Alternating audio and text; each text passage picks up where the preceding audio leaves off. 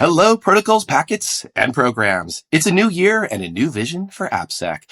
Let's have designs and defaults that minimize flaws and reduce the damage that an exploit can cause.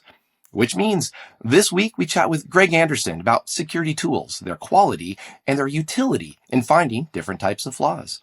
Look ahead and stay tuned for Application Security Weekly. This is a Security Weekly production for security professionals by security professionals. Please visit securityweekly.com/subscribe to subscribe to all the shows on our network. It's the show to learn the latest tools and techniques to understand DevOps, applications, and the cloud. Your trusted source for the latest AppSec news. It's time for Application Security Weekly.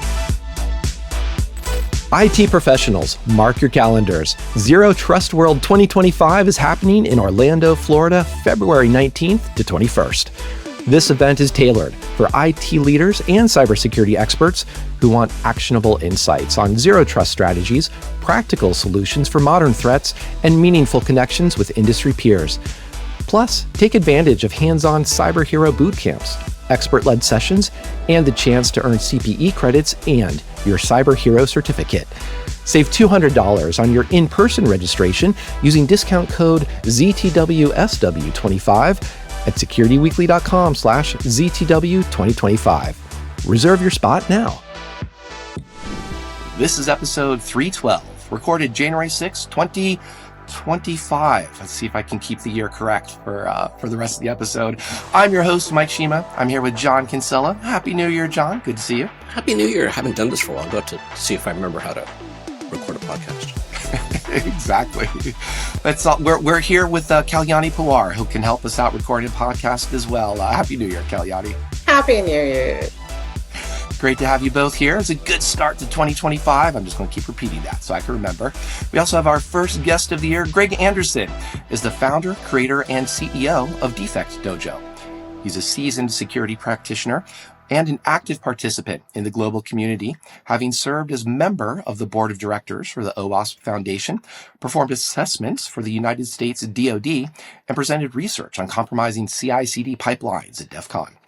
Greg started his career as a penetration tester with a focus on unconventional attack vectors, which actually sounds really, really fun, and how to maximize their impact before focusing on DefectDojo. Hello, Greg. Thank you for joining us.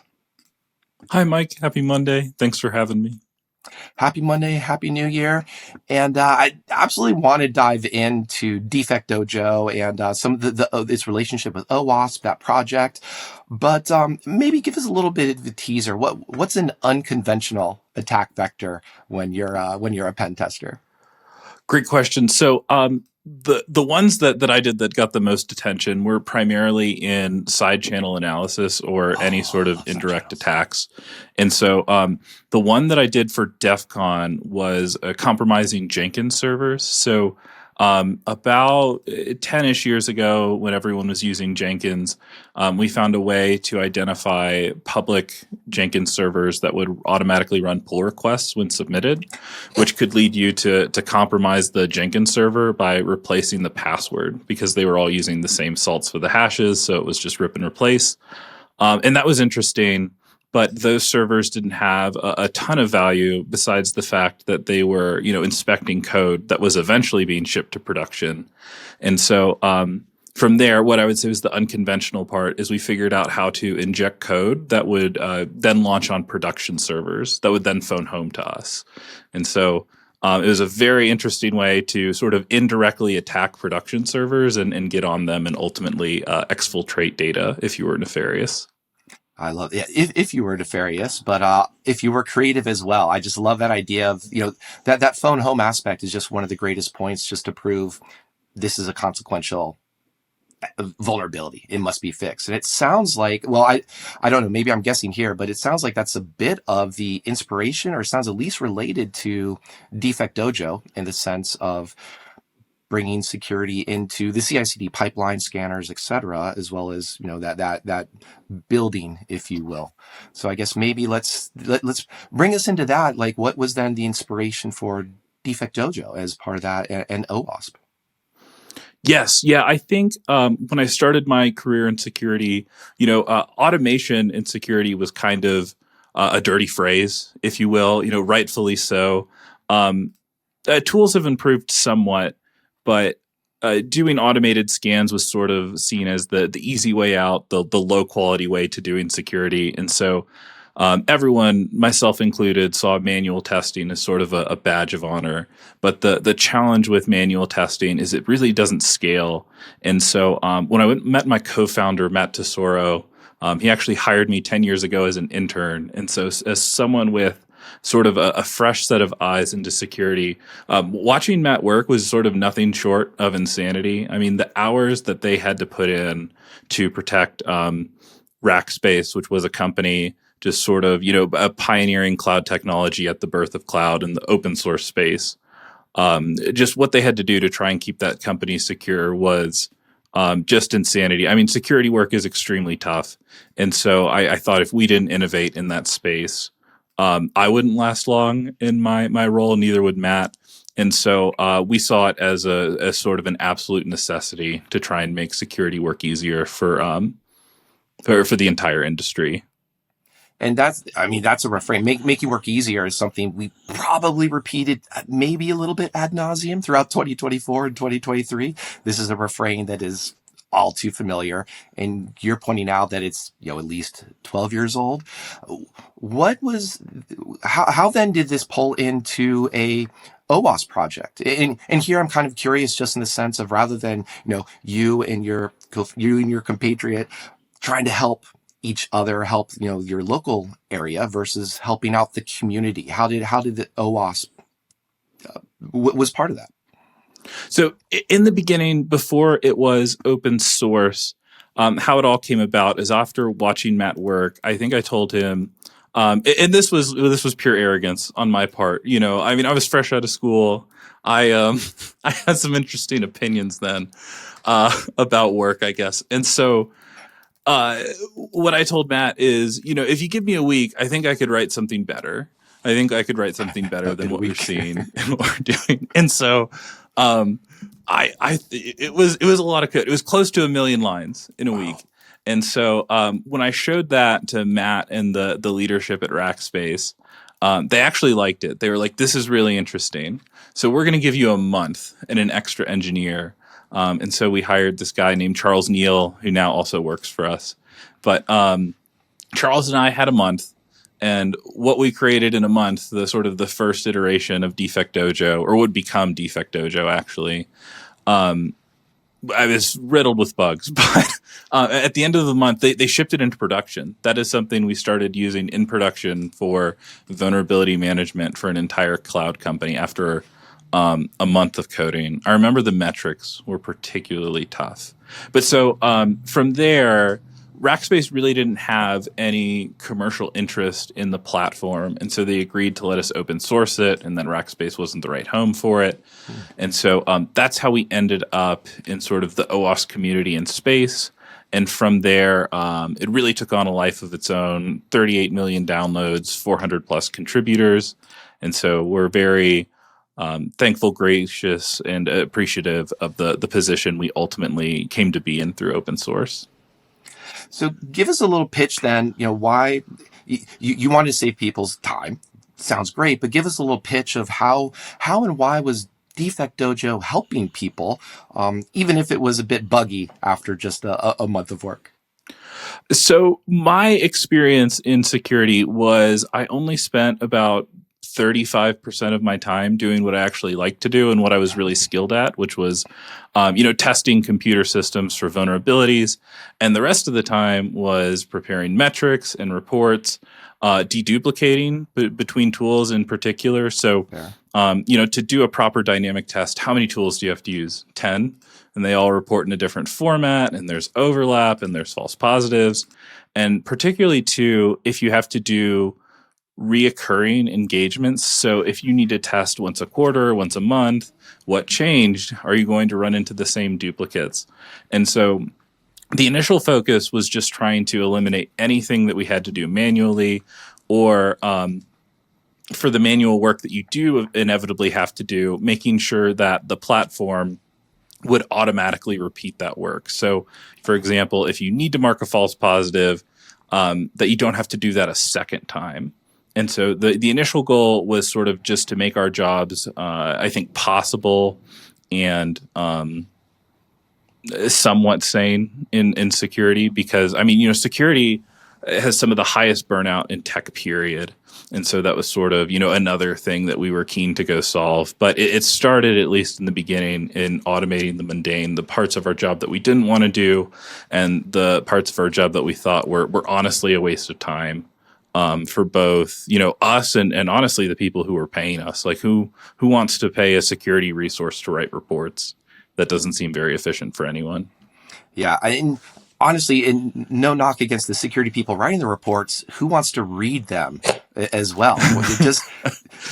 They're not always that exciting. I've been that writer, so I say this, with experience too. Well, the thing that's killer too, is you spend all this time perfecting your report, which is something we took, I think, extreme pride in as security professionals. It's our final deliverable. Mm-hmm. It's what people remember. And in some cases, it could be 100 pages and they wouldn't read it, to be honest with you. Like, they just wouldn't read it. And so when we look at different delivery mechanisms, so just for example, if you can put your security reports in Jira seamlessly, if it was the same amount of work for you to put the findings of your testing in the place where developers naturally work, their source of truth, their happy place, whether, whatever that backlog system is, our data says they interact with it 12x more. And so that's massive. At the end of the day, having a beautiful report format is great, but if it's about fixing things at the end of the day and driving that engagement. Yeah, and that's what, and let alone it makes me think of, as an aside, trying to make the most beautiful report out of LaTeX and just trying to get tables centered. But this is geekiness that nobody cares about, because they want to, what do I have to do, I think, is what, the real question that comes up. And I love the idea of just putting things right into Jira. There's a trap there, though. Speaking of like automating the mundane, you can automate a lot of the creation of tickets, but suddenly then we fall into that other trap of, do we actually have to fix every single one of these tickets? Like, I see you start to smile. So let me just ask that, do we have to fix all the vulnerabilities that these tools are finding, even assuming that they are just, the true positives? Great question. Yeah, security is an industry full of pitfalls and caveats. So, whenever you're bringing someone up in security, you tell them all these rules, and then once they've spent a year on a job, you spend the next 2 years violating those rules. And so, I think, oh man, I want to see the industry shift on this, because I think there's the theoretical and the practical answer of, really we should focus on things that are exploitable. Nothing makes me more sad to get a container vulnerability in unreachable code. Like, that is the example I see all the time. Should you have to fix those things? Does it meaningfully impact your security to fix those things? Probably not. But the flip side is, I remember one of my employers and this extremely massive contract they had with a company that works with the government. And I got on the call with them, and I was walking them through the issues and how, they were non-impacting whatsoever. They would never be able to be reachable in their current context, and we're constantly monitoring, constantly scanning them.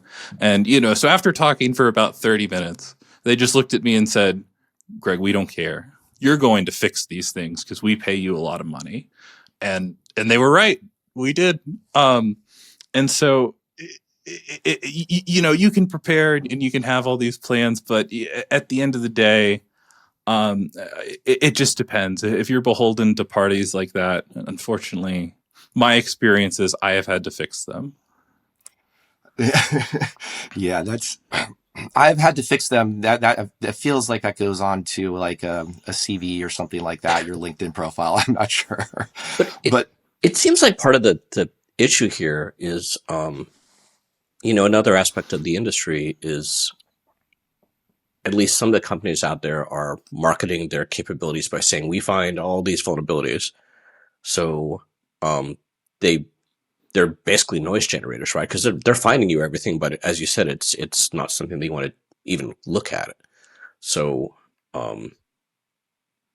yeah, that seems like an unfortunate aspect of this to me. Yeah, and I guess kind of a follow on to that, you did mention, Greg, like this is exploitable or this is consequential. Without having to be like an Appsec expert or just look at a CVE write-up that might be accurate or that might even exist, how do you help someone figure that out? Like, what's the easy? Is it flipping a coin? Do I fix this or not? Is it looking at the evil bit has been set per RFC? How do you figure this out? That's maybe the $1 billion question. There's a lot going into reachability analysis right now, but you also have to be able to prove it. So I can tell you, with financial clients, they are they have a heavy desire and need to be able to prove the outcome of, say, reachability analysis. And so I think you have to look for a ton of factors. So, for example, we collect endpoint data, which some systems don't do. And why we do that is it kind of blurs the lines with Appsec, to be totally honest with you. But I think that's also the reality of this space. But so when you have endpoint data, I can tell you if something's publicly reachable or not to start with. When you're looking at things just at a code level, I can tell you if something is in a primary branch or if it's in a dev branch. And so there's a lot of different data points you can use to create a picture of reachability, exploitability. You can also look at data in the wild to verify that what you're seeing in your data analysis is accurate. So, for example, if you see the EPSS score start to tick up, but your reachability analysis suggests that those vulnerabilities, aren't impactful yet, that's something that you need to reconcile. And so, I think the best way is to, boil it down to a simple score that takes a lot of different data sources. But you also have to have the data and the information. I mean, a lot of these public reachability analyses or exploitability analyses are sort of after the fact with CVEs. But when you start to look at unique vulnerabilities who don't have CVEs, that can pose some challenges as well. So that's kind of the broad answer. I think the simple answer is it's complicated. It's a lot of work. Yeah, that's the answer I go through as well. It depends is the easy way out of that type of question. I want to expand this a bit too, because there's also, with the tools, there's also a little bit of observation bias. This is what our tool can find. Therefore, this is what we're going to fix. This is what we're going to focus on. And my background, I've been a pen tester. I've also worked on a DAS scanner as well. I've been on both sides of that equation. But I know, or at least want to assert, that there are still some vulnerabilities that tools aren't going to find. Meaning, or I hope implying what I'm trying to say here is that there's probably a lot of stuff that we're spending energy on, this EPSS, that simple score, that smiley face, sad face, should we fix this or not? But we're forgetting about, and here I'll just introduce it as business logic, kind of that as a generic phrase.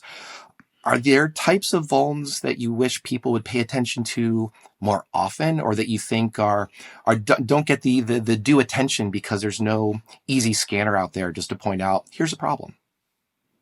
Yes. Yeah. It's an incredibly interesting space because for the most part, dynamic scanners aren't really context aware.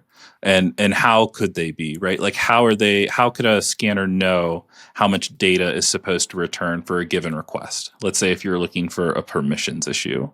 And so it's a huge issue, and why there has to be a complete and well-rounded program. Automated scanning is still something that has to be paired with the work of a human doing pen testing, because I'm not aware, at least, of any dynamic tool that can look for, say, like business logic vulnerabilities. Yeah, I think that sadly also pulls us back around to the idea of, call it burnout or just call it, that's a lot of people that don't scale very well considering all the applications that are out there. So that's why I'm always curious, trying to poke around to see what are the ways to make that part of it better for the Appsec folks as well as the developers. But sounds like that's still perhaps just a big question mark for the moment. I think so. Yeah, I think Look, it's an extremely tough job to be in security. I think part of it is a problem with the goals that leadership sets. So when we look at OKRs and KPIs for an organization as a whole, over the last 7-ish years, we've spent a ton of time maximizing developer throughput. We saw the rise of sprint development methodology versus waterfall methodology, all with the goal of getting velocity out of engineering. And the reality is, whether it's security, QA, anything in that space, it slows developers down. And I think we're hesitant to be honest about that. And so the reality is, the companies don't typically do a great job of planning for security cycles, and so it sort of creates this at odds mentality. And you have this team of 5 in the security space fighting this team of 150 in the engineering space to compete for the priorities of the company. When the reality is, everyone's trying to ship a safer, more secure product, for the benefit of the business and the customer at the end of the day. And unfortunately, I think that's something that can get lost with how a lot of organizations set goals and think about velocity.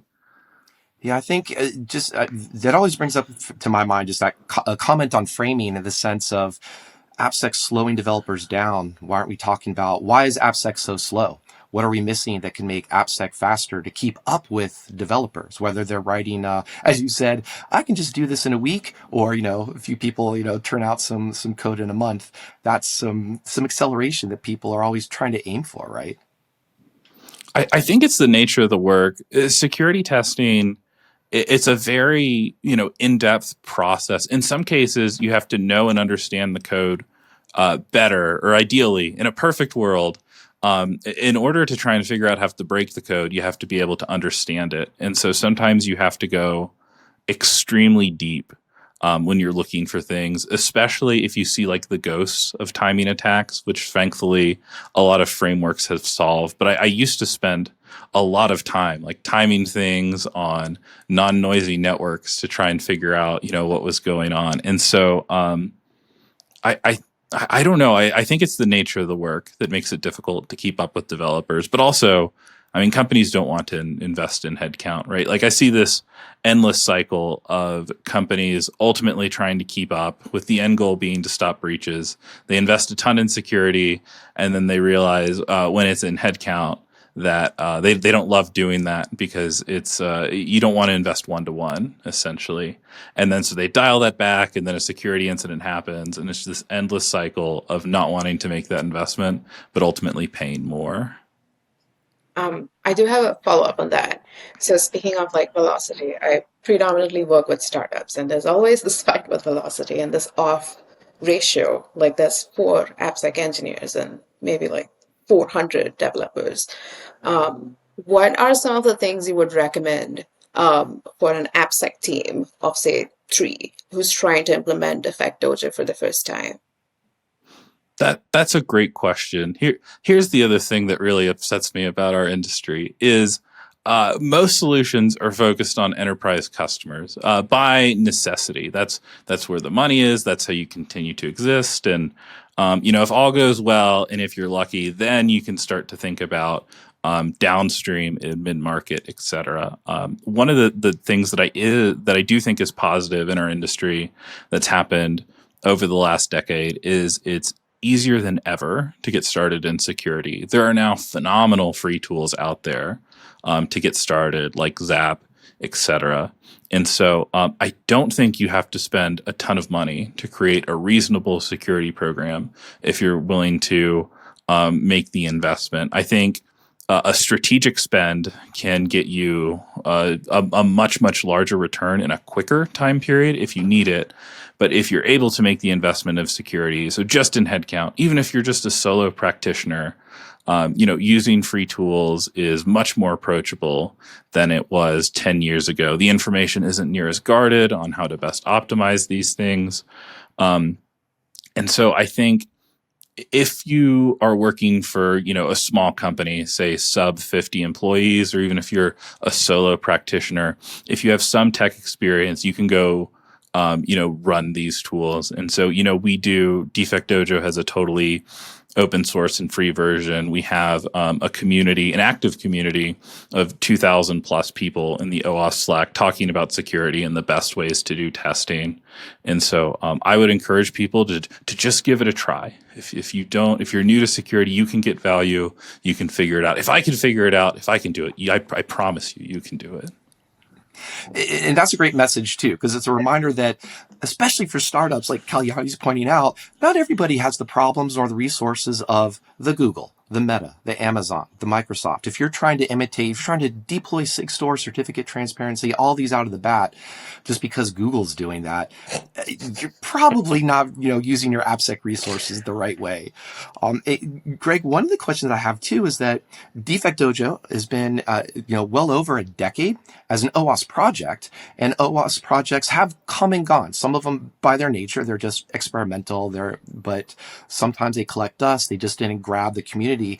This has been successful, but we've also last year and the year before talked with Simon Bennett over at Zap, who has found success with the project, but not success within OWASP. So I'm curious from your perspective, how has OWASP fostered success with DefectDojo? And what would you want OWASP to encourage them to do to replicate this or even just improve this for DefectDojo or other projects like it? Open source is extremely hard to do, no matter where you choose to do it. And so OWASP is an organization that is very near and dear to my heart, very important with regard to how my career developed.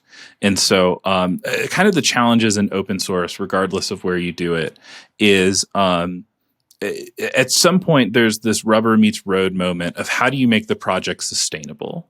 And so over 10 years, we tried a variety of things to make Dojo sustainable. And the only thing that really worked for us, unfortunately, or fortunately, was productizing and commercializing. We tried donations, corporate sponsorships, you name it, we tried it. We thought about it because the problem without some form of monetization is maintainers sort of come in generations, if you will. You'll have this phenomenal contributor that's around for 3 years if you're lucky, and then they change jobs and it's not a priority to their employer. And there's this void now in this open source platform or project that a ton of people depend on. And, as the maintainers, how do you keep that going? How do you preserve that responsibility?